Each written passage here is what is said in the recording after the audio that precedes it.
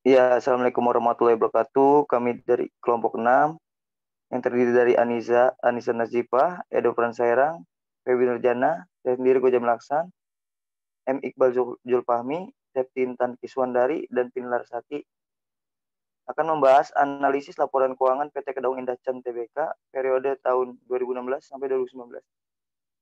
Next.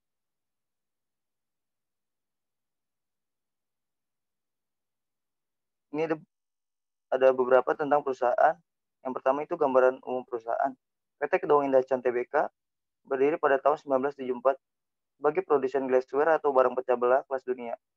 Kedaung menjadi salah satu pabrik barang pecah belah terbesar di dunia dengan 150 negara tujuan ekspor. Kedua, proses bisnis dan siklus hidup perusahaan. Sampai dengan tahun 2019, PT Kici memiliki entitas anak. Kici melaksanakan produksi bahan baku mentah yang akan digunakan. Lalu bahan baku tersebut akan diolah sedemikian rupa sehingga menghasilkan berbagai macam produk siap pakai. Setelah itu barang yang sudah siap pakai akan diekspor ke berbagai cabang yang ada di dalam maupun luar negeri. Yang ketiga itu strategi perusahaan. Salah satu strategi Kici menghadapi pasar global maupun domestik yang berat akibat perang dagang dan kondisi lainnya adalah dengan mengefisienkan bahan baku. Diharapkan konsep ini mampu menghemat dan mempercepat perputaran modal, sehingga Kici mampu memasarkan produknya kepada masyarakat melalui keunggulan pelayanannya. Strategi bisnis yang ketiga adalah terus berekspansi ke kota-kota besar, bahkan Kici berhasil melakukan ekspansi sampai ke luar negeri negara seperti Amerika Serikat, Timur Tengah, Australia, dan Afrika. Next.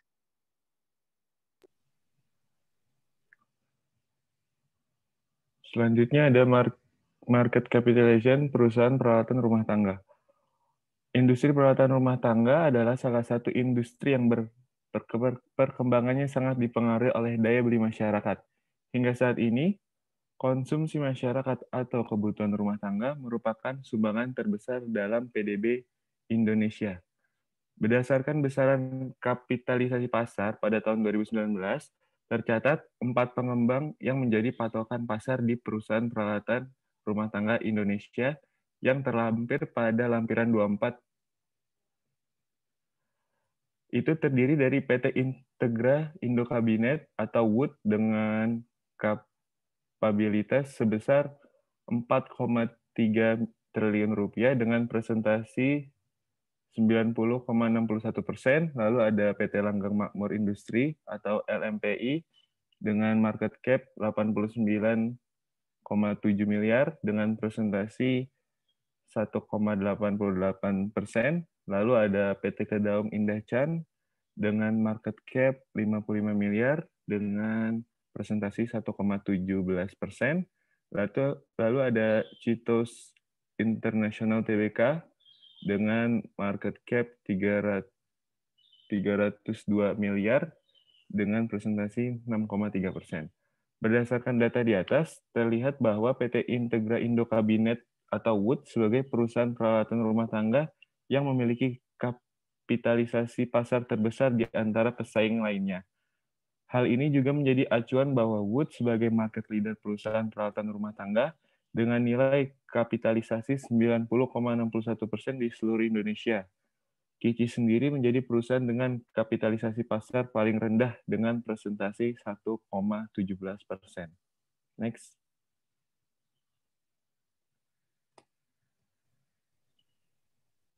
Lalu selanjutnya ada analisis laporan keuangan. Di sini ada grafik tentang komponen laporan laba rugi common size pada tahun 2016 sampai 2019. Kegunaannya itu bertujuan untuk memperoleh gambaran tentang arah dan kecenderungan atau tendensi tentang perubahan yang mungkin akan terjadi pada setiap elemen laporan keuangan di masa yang akan datang. Jadi laporan laba rugi common size ini disajikan dalam lampiran 5. Bisa dilihat dari pos-pos di atas dapat disimpulkan terjadinya fluktuatif atau pergerakan grafik yang sering berubah-ubah dari mulai pos beban pokok penjualan atau HPP hingga pos laba bersih atau net income. Pada pos HPP terjadi penurunan pada tahun 2017 dan mengalami peningkatan kembali pada tahun 2018 dan 2019. Pada pos laba kotor atau gross profit mengalami peningkatan pada tahun 2017. Lalu pada pos beban umum dan administrasi mengalami peningkatan dari tahun 2017 ke 2018. Earning per share atau EPS pada lampiran 1 menunjukkan tingkat keuntungan atau kerugian yang diperoleh perusahaan dalam setiap lembar saham. EPS pada perusahaan Kici mengalami kerugian yang dimana 2 kali terjadi pada tahun 2018 dan 2019. Dan pernah sempat mengalami peningkatan pada tahun 2017. Hal ini menunjukkan tingkat profitabilitas Kici yang kurang bagus. EPS berhubungan erat dengan pembagian dividen. Jika EPS perusahaan cenderung kecil, maka kecil kemungkinan akan dilakukan pembagian dividen. Pada lampiran ketiga, Kici tidak melakukan pembagian dividen dari tahun ke tahun karena profitabilitas yang kurang bagus. Next. Lalu selanjutnya ada grafik tentang komponen neraca common size dari 2016 sampai 2019. Nah, pada neraca common size ini disajikan pada lampiran 6. Jumlah aset selalu meningkat cukup signifikan setiap tahunnya. Proporsi aset lancar dan aset tidak lancar cenderung tidak stabil.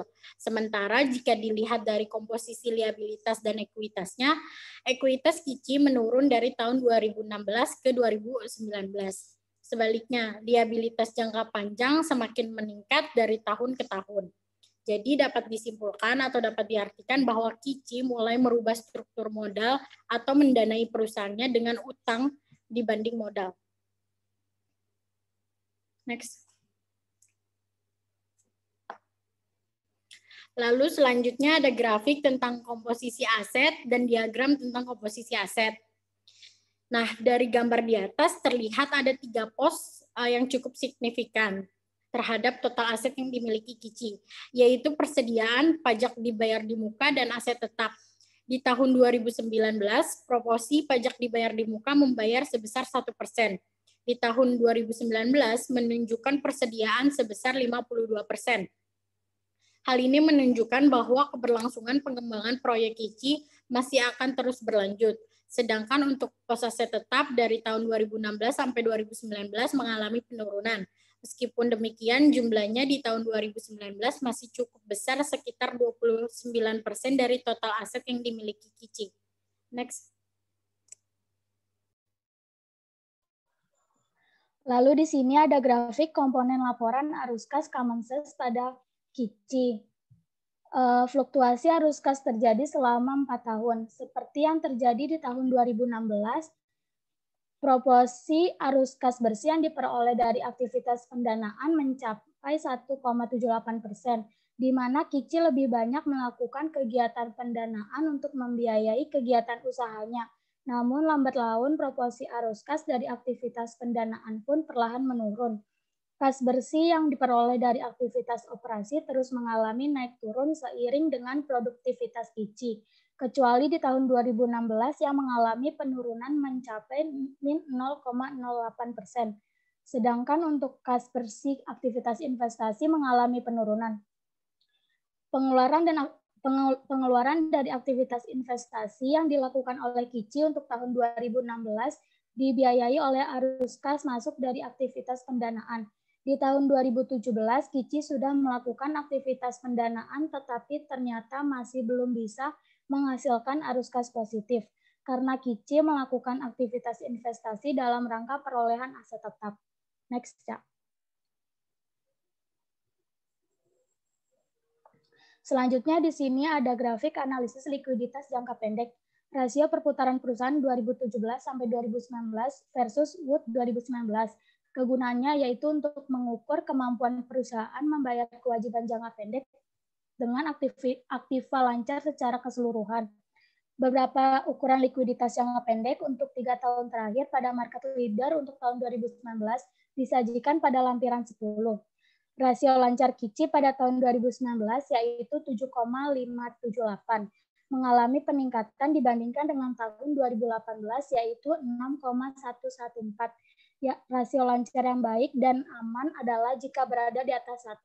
Artinya jumlah aktiva lancar di atas utang lancar. Sementara itu rasio cepat Kici mengalami naik turun selama 3 tahun terakhir. Sejalan dengan penurunan perputaran piutang usaha tetapi masih menunjukkan posisi yang aman pada tahun 2019 yaitu 6,169. Hal ini bahkan jauh lebih baik apabila dibandingkan dengan Wood sebagai market leader yang mempunyai rasio cepat yang sangat kecil, yaitu 0,543. Proporsi persediaan KICI terhadap total aset yaitu 3.960% dan terhadap aset lancar yaitu 56,80%. Lebih rendah daripada Wood yaitu 3.220% dan 58,19% yang terlihat pada lampiran 6 dan lampiran 11. Perputaran persediaan KICI tahun 2019 juga lebih cepat dari Wood. Ukuran ini mengidentifikasi bahwa KICI memiliki lebih sedikit investasi dalam persediaan dibanding Wood. Next. Analisis perputaran piutang KICI menunjukkan kinerja yang baik walaupun mengalami penurunan. Hal ini didukung oleh perkembangan piutang dagang yang tumbuh lebih cepat daripada penjualan, mencapai puncaknya dalam 2018 yaitu 95%, meskipun menurun di dalam 2019 yaitu 75%. Tetapi tidak terlalu signifikan. Hal tersebut menunjukkan kebijakan kredit KICI yang lebih agresif dalam pengelolaan piutang. Periode penagihan piutang dagang yang memburuk pada tahun 2017 yaitu 52,956 hari mampu ditingkatkan pada 2018 yaitu 67 hari 340. Sayangnya perbaikan periode penagihan piutang tidak diikuti dengan pola yang sama untuk periode konferensi persediaan yang terus meningkat tetapi menunjukkan angka negatif. Dari tahun 2017 hingga 2019, bahkan periode konferensi persediaan pada tahun 2017, 273 hari merupakan titik terendah dalam 3 tahun terakhir. Next. Selanjutnya ada analisis struktur modal dan solvabilitas. Nah, berdasarkan analisis struktur modal dan solvabilitas tersebut, dapat kita lihat bahwa terjadi pergeseran struktur modal KICI dari awal tahun 2016 menuju ke 2019. Hal tersebut dapat dilihat dari sedikit peningkatan DER dari tahun 2016 sebesar 0,57 menjadi 0,75 pada tahun 2019. DER dengan angka di bawah 1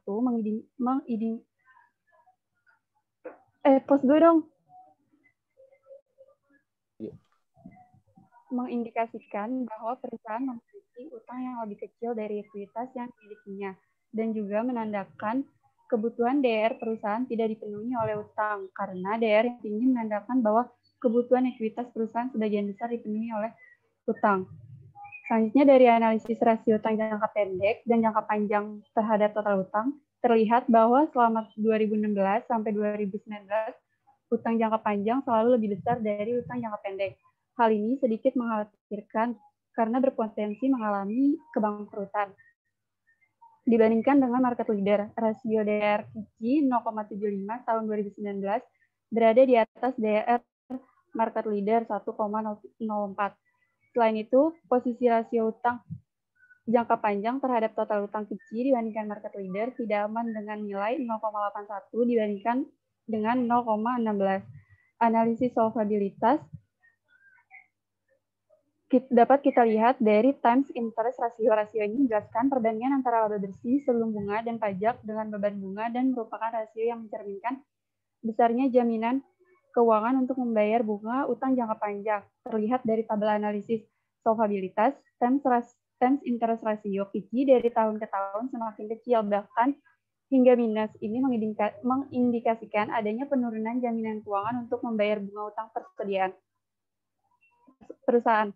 Next.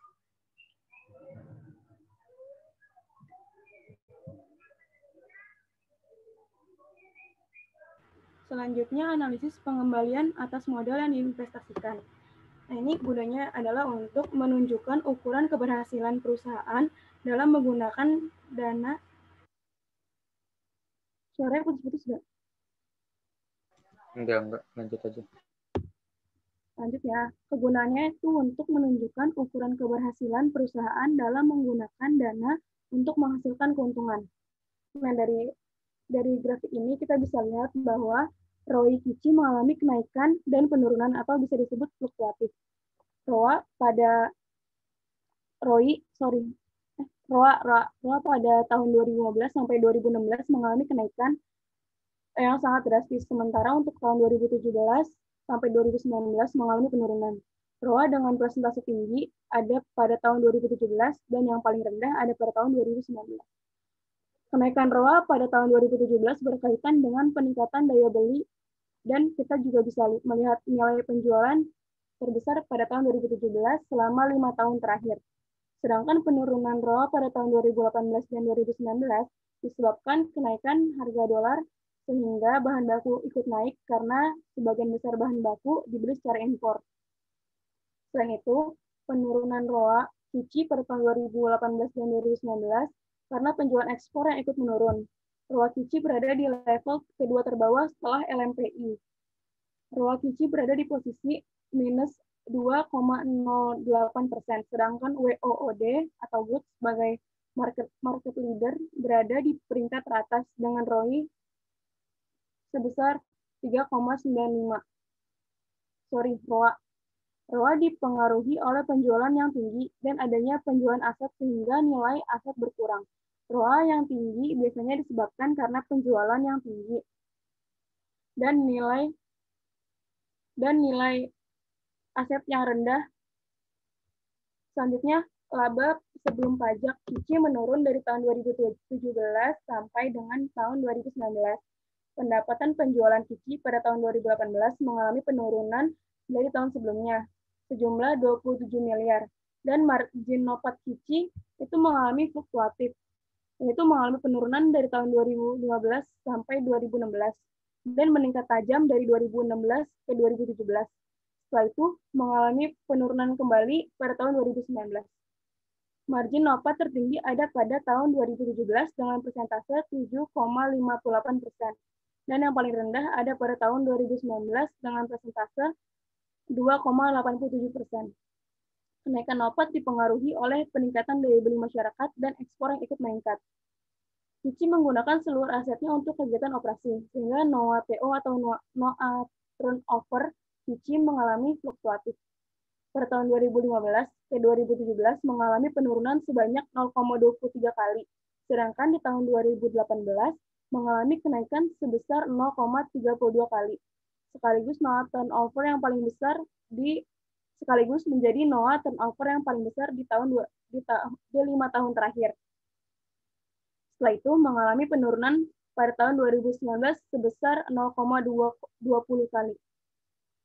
Dibandingkan dengan perusahaan pesaingnya di tahun 2019, margin nopat Cici berada di peringkat 3 terbawah, yaitu dengan persentase minus 2,87%. Sedangkan market leader dengan persentase 9,51 menjadi posisi tertinggi. RNOA Cici mengalami kenaikan dan penurunan dalam 5 tahun terakhir, dari 2015 ke 2016 mengalami penurunan sebesar 1,46%, lalu meningkat pada tahun 2017 menjadi 6,82%. Lalu menurun lagi pada tahun 2018 sebesar 6,64%, dan pada tahun 2019 mengalami penurunan lagi sehingga RNOA menjadi minus 2,92%. Penurunan RNOA di tahun 2019 lebih disebabkan oleh penurunan perputaran NOA di tahun 2019. RNOA Cici di tahun 2019 berada di level terbawah dari perusahaan pesaingnya. Lalu ROCE Cici mengalami kenaikan yang cukup signifikan.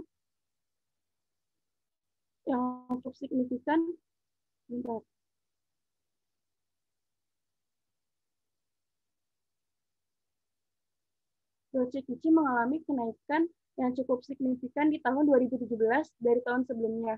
Akan tetapi, di tahun 2019 mengalami penurunan. Sementara itu, dibandingkan pesaingnya, ROCE Cici berada di peringkat terbawah. Analisis ROCE dilakukan dengan menganalisis 3 variabel utama, yaitu yang sudah dijelaskan di atas. Selanjutnya, analisis leverage keuangan atau LEV. Cici mengalami kenaikan yang sangat tajam pada tahun 2017 dan mengalami penurunan pada tahun 2019. Lalu proporsi utang Kici terhadap ekuitas yang tercermin dalam NFO, di mana NFO tahun 2010 sampai 2013 terus mengalami kenaikan dan penurunan atau fluktuatif. Peningkatan rasio leverage ini menyebabkan peningkatan risiko bagi Kici, apalagi peningkatan rasio leverage Kici harus terus melakukan monitoring dan melakukan evaluasi terhadap kebijakan perusahaan dalam menentukan proporsi relatif utang dan ekuitas dalam struktur modal dan jumlah likuiditas yang dipertahankan. Dibandingkan perusahaan lain, Kici adalah yang paling berisiko. Leverage terus mengalami kenaikan sejak tahun 2017, sementara ROE Kici tahun 2017 ke tahun 2019 mengalami kenaikan. Tetapi untuk tahun 2019 berada di ROCE Kici tahun 2019 berada di peringkat terbawah, sedangkan market leader WOOD berada di posisi kedua setelah CIMT. Lalu next.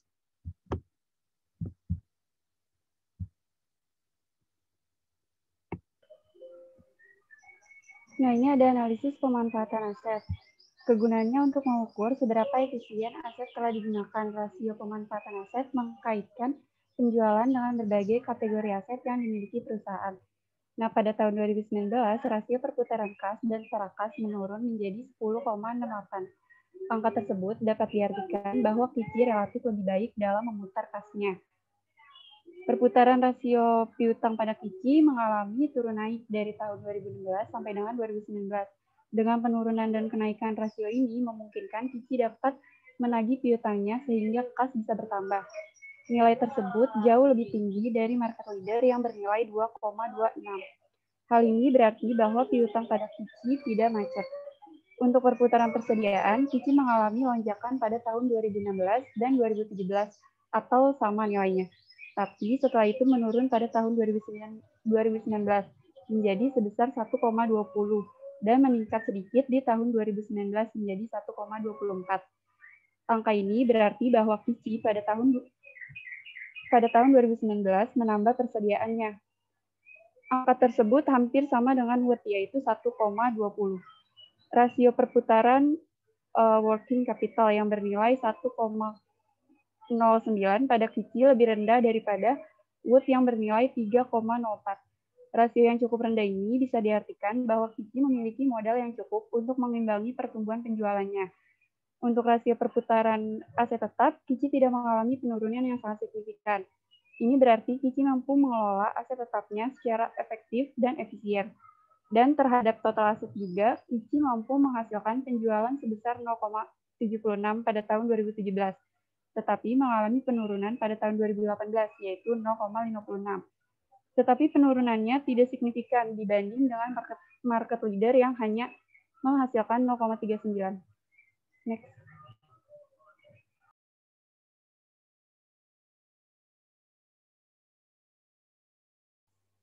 Lalu selanjutnya ada analisis perputaran persediaan.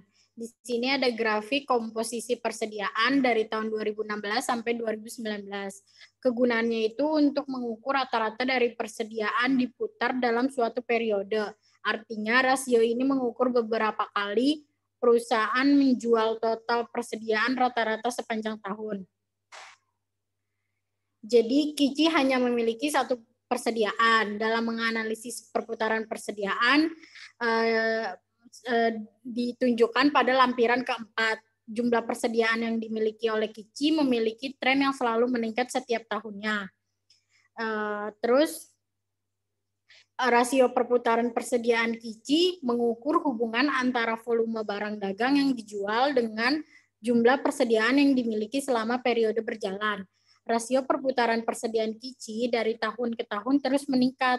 Rasio perputaran persediaan Kici tahun 2019 sebesar min 1,04. Hal ini memberikan arti bahwa Kici kurang efisien dan efektif dalam mengelola persediaannya. Namun dibandingkan dengan market leader, Kici masih berada pada tingkat yang kurang baik. Rasio perputaran persediaan Kici di tahun 2019 sebesar min 1,04, sedangkan rasio perputaran market leader-nya sebesar 1,94. Next.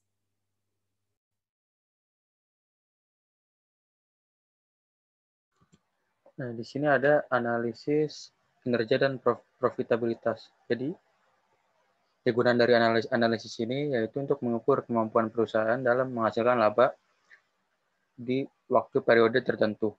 Nah, jadi yang dianalisis di sini itu ada gross profit margin, operating profit margin atau OPM, dan yang terakhir ada net profit margin atau NPM.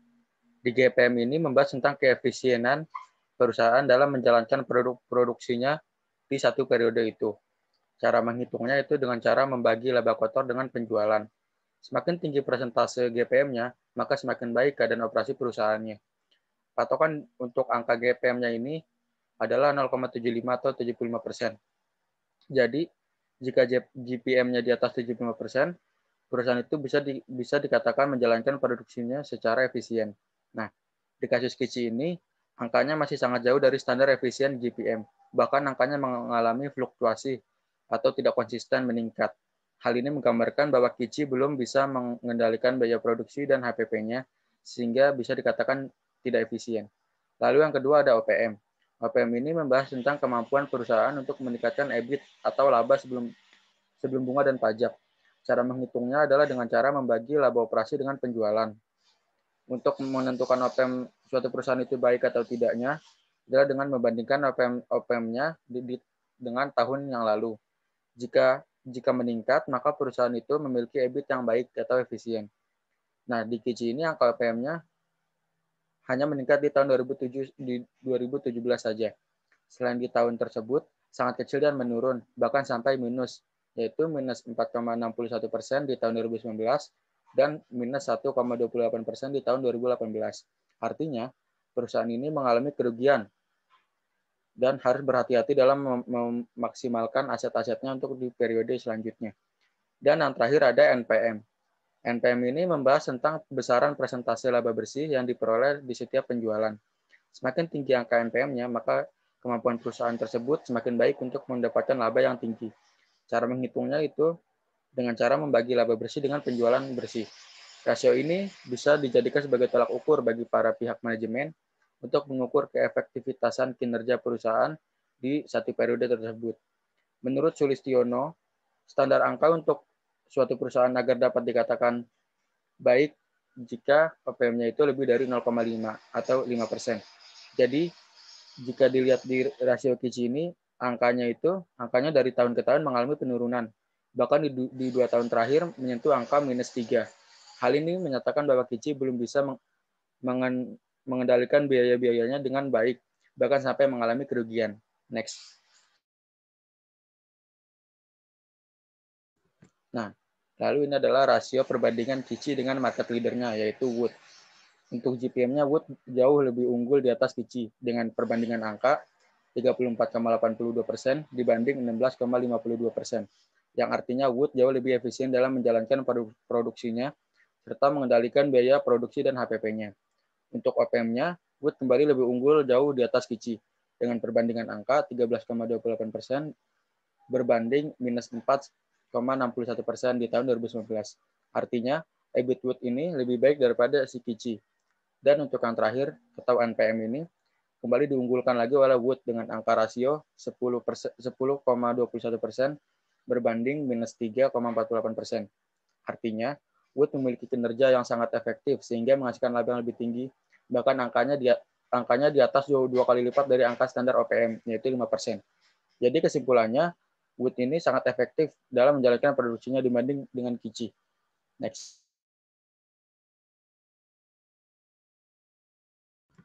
Nah, di sini adalah pembahasan tentang akumulasi penyusutan aset tetap, beban penyusutan tahunan aset tetap, dan beban penyusutan tahunan pada penjualan.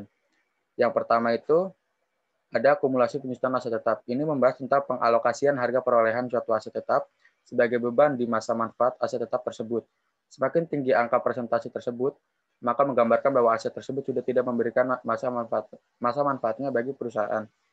Perhitungannya itu dengan cara membagi akumulasi penyusutan aset tetap dengan aset tetap. Tetapi aset tetapnya itu tanpa tanah dan konstruksi dalam pengerjaannya.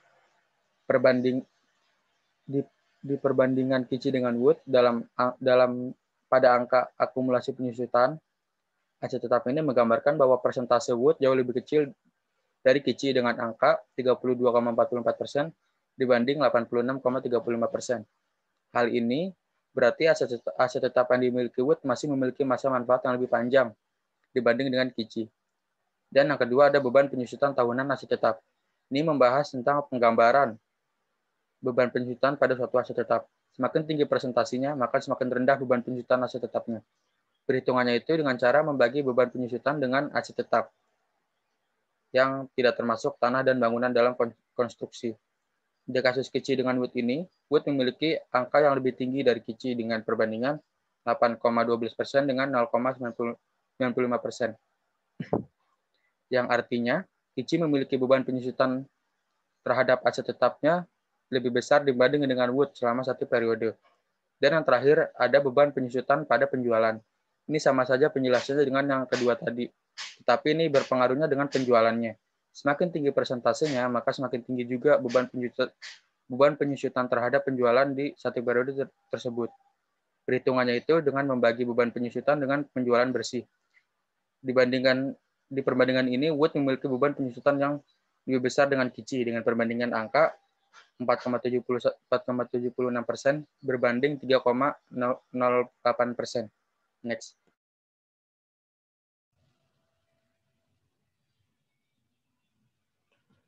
Selanjutnya, pergerakan harga saham. Kegunaannya untuk menilai kinerja dan kondisi perusahaan, menetapkan acuan harga wajar saham, dan memonitor serta mengevaluasi saham secara rutin. Berdasarkan grafik di samping, itu selama tahun 2019, pergerakan harga saham KICI mengalami fluktuatif pada grafik berikut. Perusahaan industri peralatan rumah tangga mengalami pergerakan fluktuatif karena pangsa pasar yang lesu, sehingga membuat perusahaan mengalami peningkatan harga saham dibandingkan tahun sebelumnya, namun tidak didukung atau diimbangi dengan kinerja perusahaan secara menyeluruh. Next. Lalu selanjutnya ada pergerakan saham peralatan rumah tangga pada periode 2016 sampai 2019 secara keseluruhan. Berdasarkan grafik di atas, dilihat bahwa pergerakan harga saham KICI mengalami kenaikan dari tahun 2016 sampai akhir 2018. Namun pada 2019 mengalami pergerakan fluktuatif karena diiringi dengan penurunan kinerja perusahaan. KICI sendiri IPO pada tahun 1993 merupakan perusahaan industri peralatan rumah tangga pertama yang tercatat di BEI. Namun dilihat dari histori secara keseluruhan, KICI sendiri mengalami penurunan. Dibandingkan Wood yang baru IPO tahun 2017, Wood mengalami pertumbuhan yang cukup baik dari tahun ke tahun karena memiliki pangsa pasar yang kuat pada ekspor, serta peningkatan volume penjualan pasar furnitur di Amerika. Berdasarkan grafik di atas, Wood merupakan market leader yang cukup baik karena memiliki kapitalisasi pasar yang cukup besar dibandingkan yang lain. Next.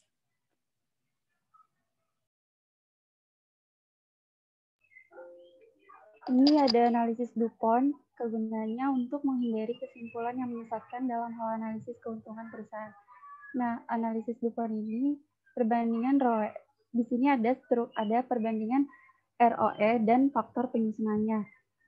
Nah, dalam analisis ROE ini ada 6 faktor, yaitu ada net profit margin, asset turnover, financial leverage, EBIT margin, interest burden, dan tax burden.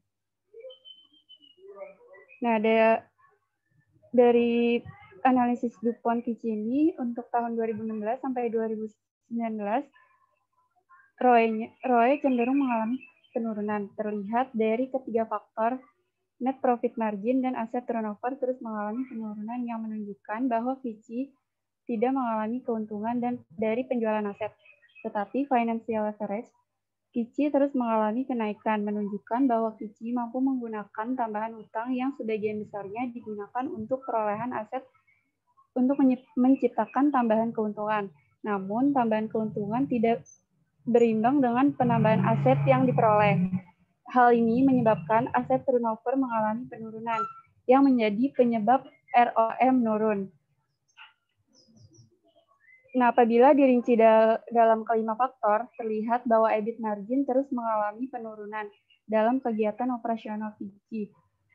Interest burden yang semakin menurun menunjukkan utang perusahaan yang semakin besar, sehingga beban bunga ikut membesar.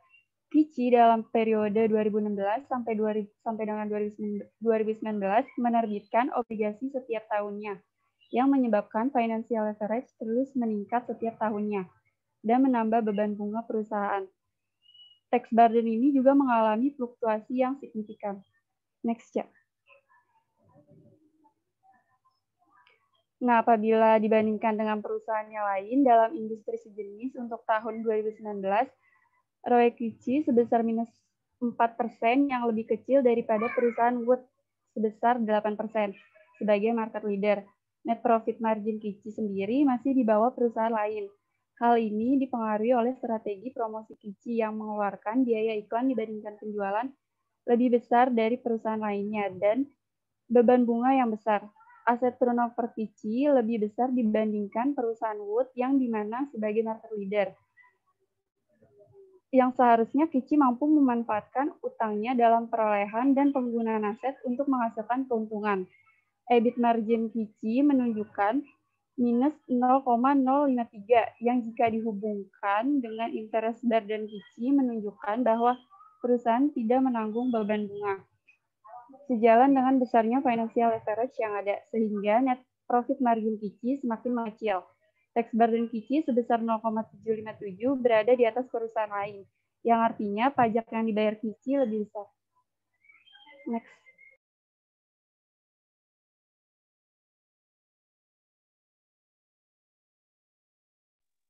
Ya, di bagian ini adalah untuk mendapatkan proyeksi atau penggambaran tentang perencanaan keuangan di masa yang akan datang.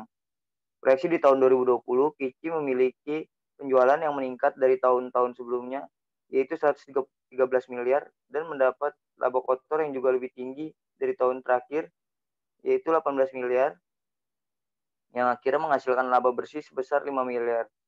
Yang artinya, di tahun 2020, Kici telah bangkit dan meningkat dari tahun sebelumnya, yang mengalami kerugian sebesar kurang lebih 3 miliar. Next.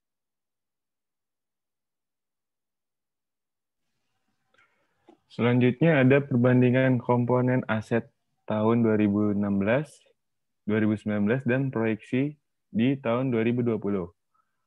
Pada grafik di atas, itu terjadi peningkatan pada properti investasi, lalu pada aset tetap mengalami penurunan tiap tahunnya dengan perkiraan penurunan sebesar 1% dari tahun 2016. Secara keseluruhan, jumlah aset akan bertambah 284 miliar dengan proporsi KARS sebesar 38% dari proyeksi total aset sebesar 784 miliar. Aset lainnya diasumsikan sama dengan saldo pada tahun 2019.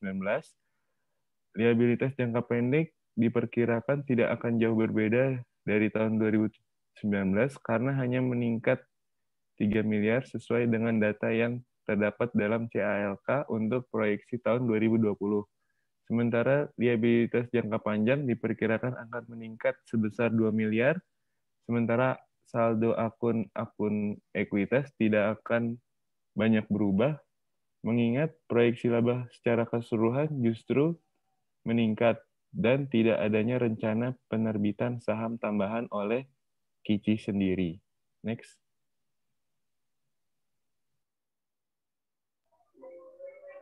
Nah, ini selanjutnya ada analisis Altman Z-score. Kegunaannya untuk mengukur potensi kebangkrutan sebuah perusahaan. Nah, analisis Altman Z-score ini menggunakan formula Z-score-nya itu ada 1,2 T1 ditambah 1,4 T2 ditambah 3,3 T3 ditambah 0,6 T4 ditambah 0,99 T9.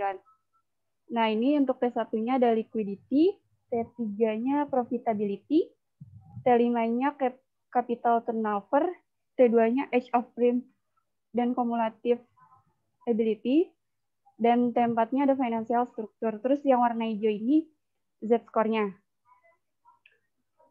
Nah, berdasarkan hasil perhitungan dengan menggunakan model Altman Z-score, Kici pada tahun 2016 sampai 2019 terindikasi berada pada kategori gray area atau berpotensi mengalami kebangkrutan. Walaupun pada tahun 2017 Kici mengalami peningkatan pada penjualan sehingga mengalami keuntungan walaupun relatif kecil, tetapi masih berada pada kategori gray area. Atau pada tahun 2018 dan 2019, Kici semakin mendekati kebangkrutan karena terjadinya kerugian pada tahun tersebut, di mana perhitungan T3 atau laba sebelum pajak dan bunga didapat hasil yang negatif. Nah, Kici pada tahun 2016 sampai 2019 ini masih mengalami kategori gray area. Tidak, maksudnya mengalami potensi kebangkrutan. Udah guys, sampai situ aja deh. Nah.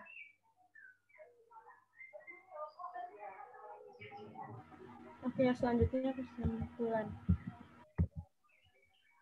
Dibacakan oleh Jamil. Ya, jadi kesimpulannya adalah laporan keuangan komparatif menunjukkan tren peningkatan yang cukup positif. Rasio kecukupan arus kas memberikan gambaran atas kemampuan Kici menghasilkan kas yang cukup dari operasi untuk menandai pengeluaran modal dan investasi dalam persediaan. Namun dapat dilihat pada tahun tertentu, hal ini dapat dilihat pada tahun 2017 dan 2019 yang sudah mampu membiayai pengeluaran-pengeluaran tersebut. Untuk rasio reinvestasi, kas yang menyediakan gambaran atas jumlah kas yang ditahan dan diinvestasikan kembali dalam perusahaan untuk mengganti dan menambah aset. Rasio reinvestasi kas Kici adalah 1,37% selama periode 4 tahun. Rasio dari aktivitas operasi yang cenderung negatif. Rasio lancar dan rasio cepat Kici menunjukkan bahwa aset lancar dapat menutupi utang lancar Kici yang akan jatuh tempo. Gross profit margin, operating profit margin, dan net profit margin Kici yang hanya meningkat di tahun 2017 dan sisanya mengalami penurunan penjualan. Fluktuasi beban pokok penjualan selama 4 tahun terakhir dan efisiensi beban operasional. Namun besarnya beban promosi dan beban bunga yang ditanggung membuat net profit margin Kici masih berada di bawah perusahaan lain di industri yang sama. Dari kelompok kami, kurang lebihnya mohon maaf. Assalamualaikum warahmatullahi wabarakatuh. Waalaikumsalam. Waalaikumsalam warahmatullahi wabarakatuh.